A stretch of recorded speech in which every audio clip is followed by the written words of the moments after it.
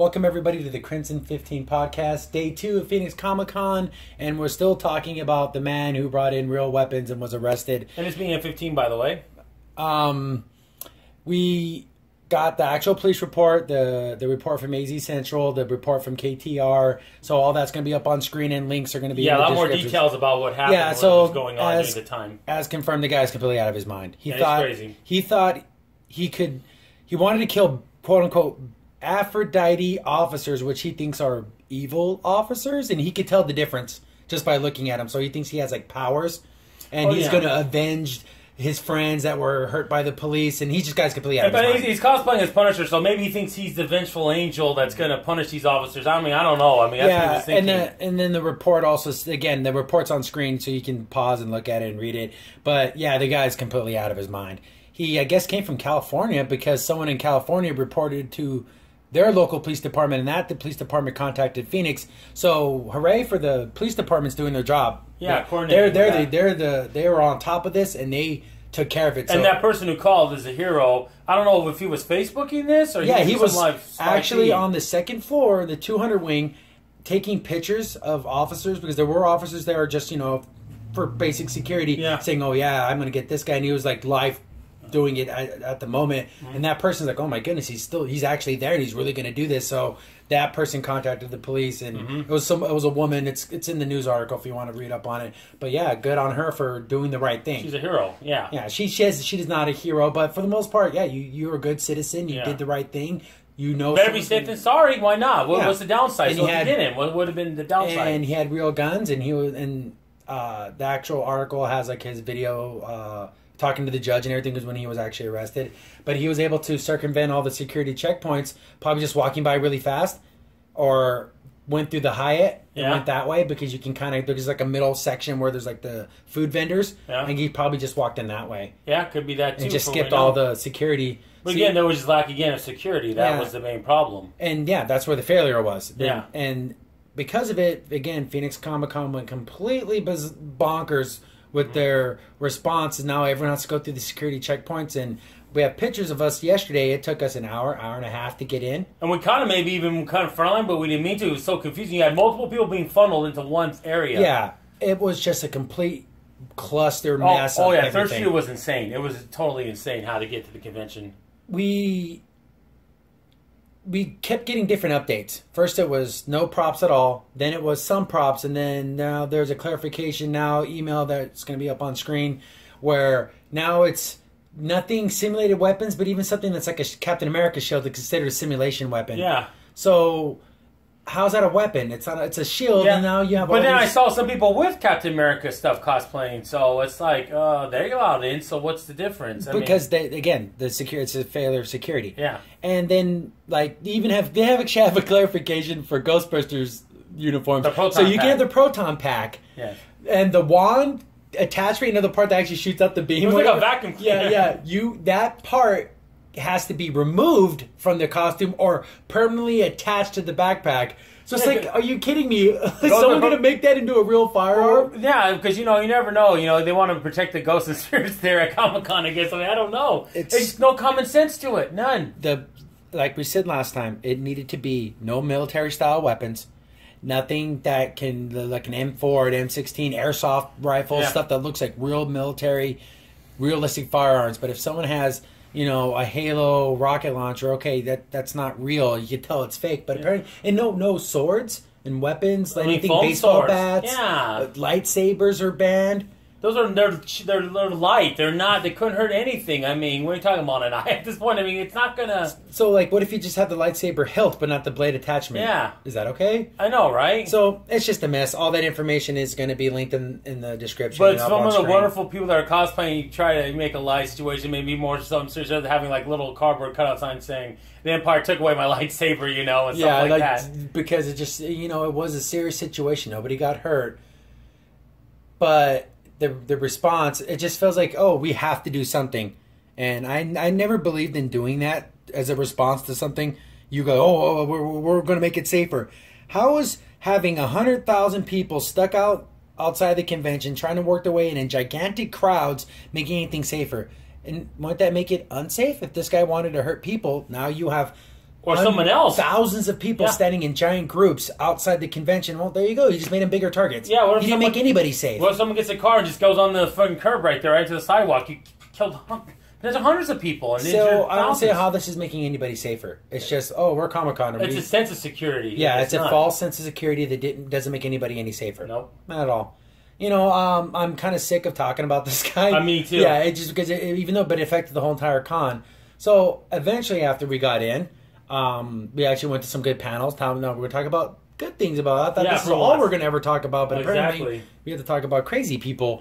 But yes, the actual panels we went to were really good. All of them were good. Yeah, the first panel we went to was Mass Effect. Yeah, the science of Mass Effect. These are like high-end PhD level people talking about all the physics and the genealogy of Mass Effect. Yeah, and how some of it, like, okay, they got some of the stuff wrong, but it is a video game. It is a work of fiction. Space magic. Yeah, or like the temperatures on these planets would go, they're only up by a few thousand degrees. Oh, yeah, okay.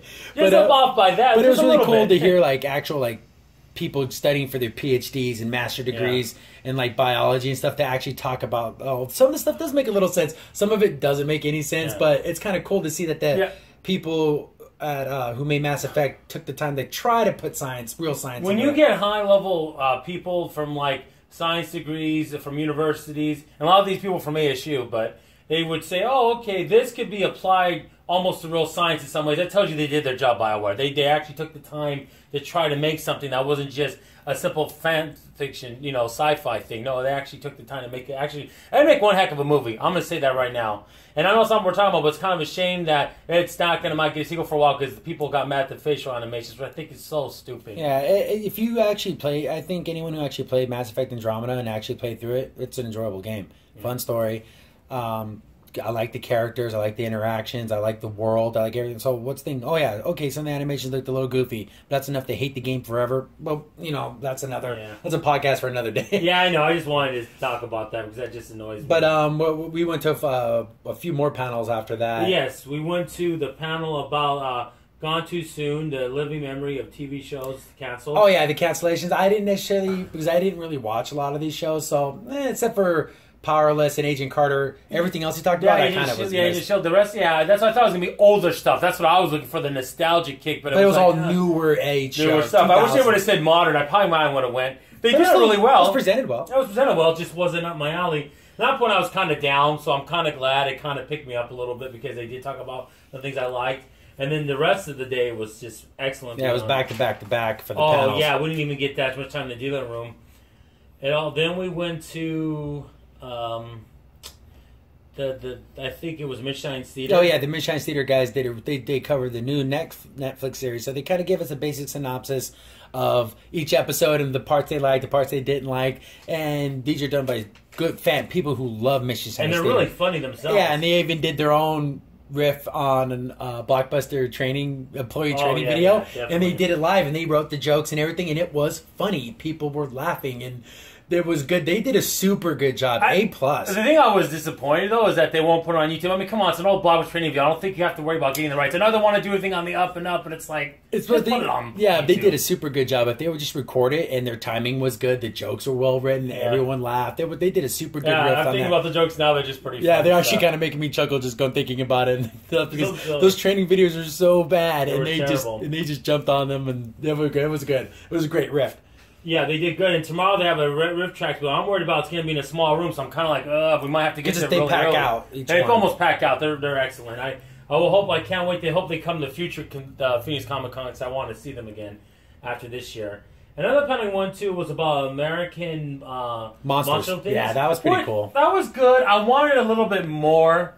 It was okay. It presented it fine. The thing is, I think the head guy does the panel thing. I've seen him before because he does all the horror Halloween stuff. He's a very personable person. And the other people on the panel are, but he's such a larger-than-life guy. He kind of takes up the whole panel. He absorbs the energy. If you can imagine someone who can come into a room and every time he talks, he kind of takes over. Yeah, but not in a bad way. He's just a great personality. He just has that charisma. And I think it hurt the other people a little bit. Yeah. Because I want to run it. Okay.